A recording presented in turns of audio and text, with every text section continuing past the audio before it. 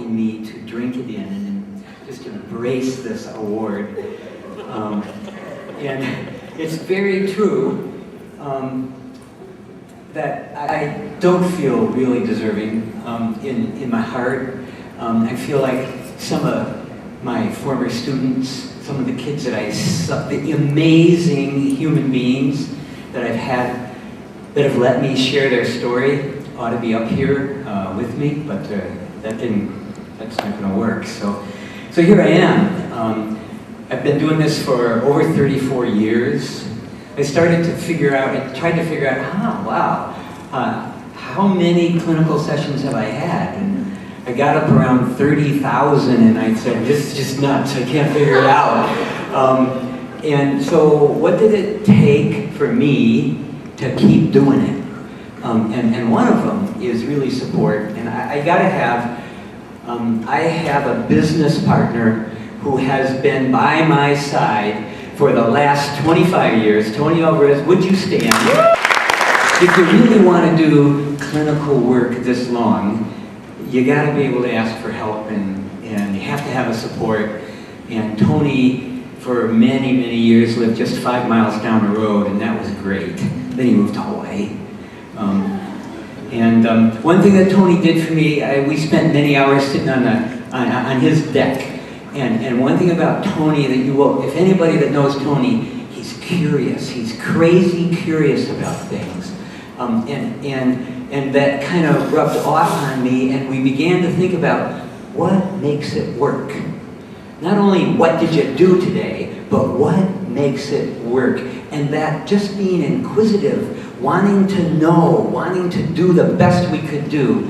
I just think it's a part of what kept me fresh. Keeps me fresh now, makes me have no desire still to be a supervisor. I just like seeing kids. Another person, Mari Lung, would you stand up? Talk about support. I've never had anyone else professionally who had the ability to be as supportive as Tony and Mari. And Mari came along and said, we started talking about the fact that we both do adventure-based individual counseling. And when we found that out about each other, it was like, great, let's talk about this. And then Mari just pushed and pushed and motivated. And so this year, we have a book, Tony and Mari and I, and have a book. And so it's like a lifetime achievement, something I never thought would happen to the poor farm boy from Michigan. And it did. And so,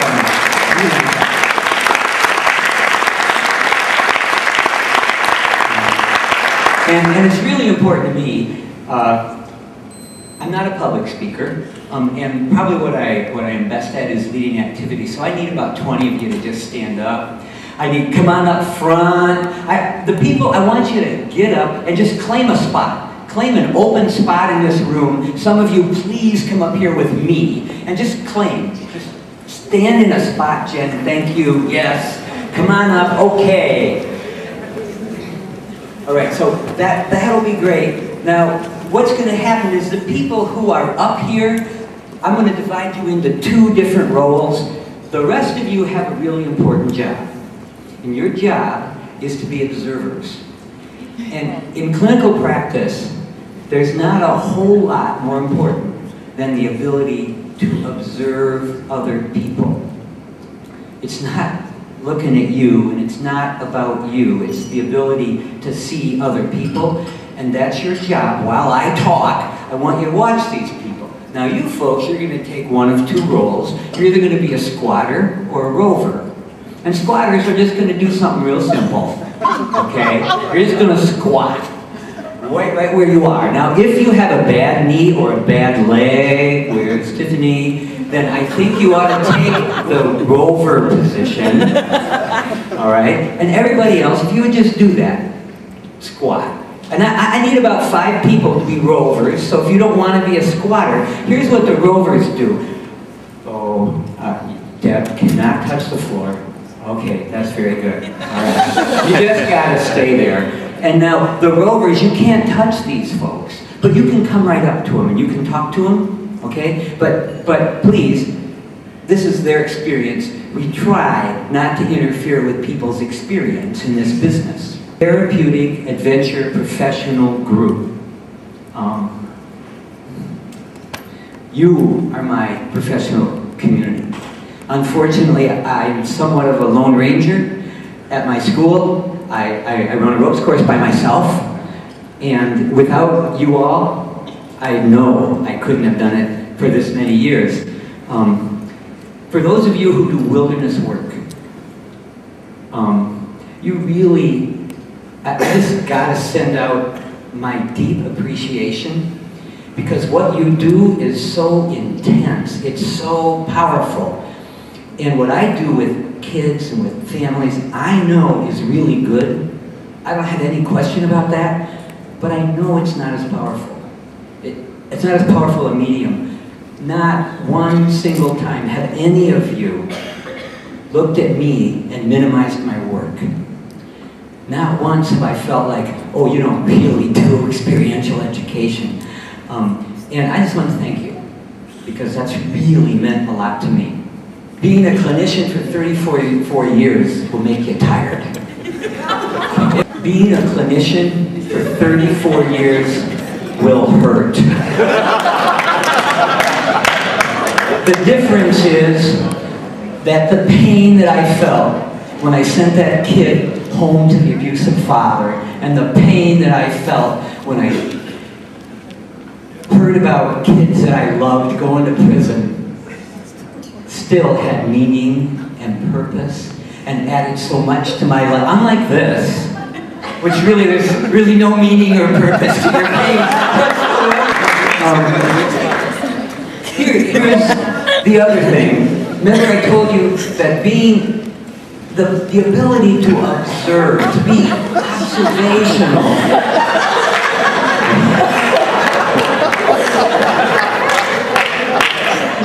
See? But tried for 34 years. The rest of you were observers. And here's what I want to say about that. You had the chance from a distance to watch people in an experience. And what's so precious about being a clinician is that I get to go up close. I get to be a rover. Rather than having to stay back and hear about things from a distance, I get to hear people's stories. They invite me into their life, and it is the greatest privilege and honor that I've had. Is Chimu here? Chimu is from Taiwan, and all of us have heard about the earthquake in Sichuan. We've heard about 150,000 people killed in that earthquake. Chimu lives in Taiwan. That's not even on the mainland of China, right? But Chimu didn't remain an observer. He went to Sichuan. He came here to ask us for help. And what I want to say about that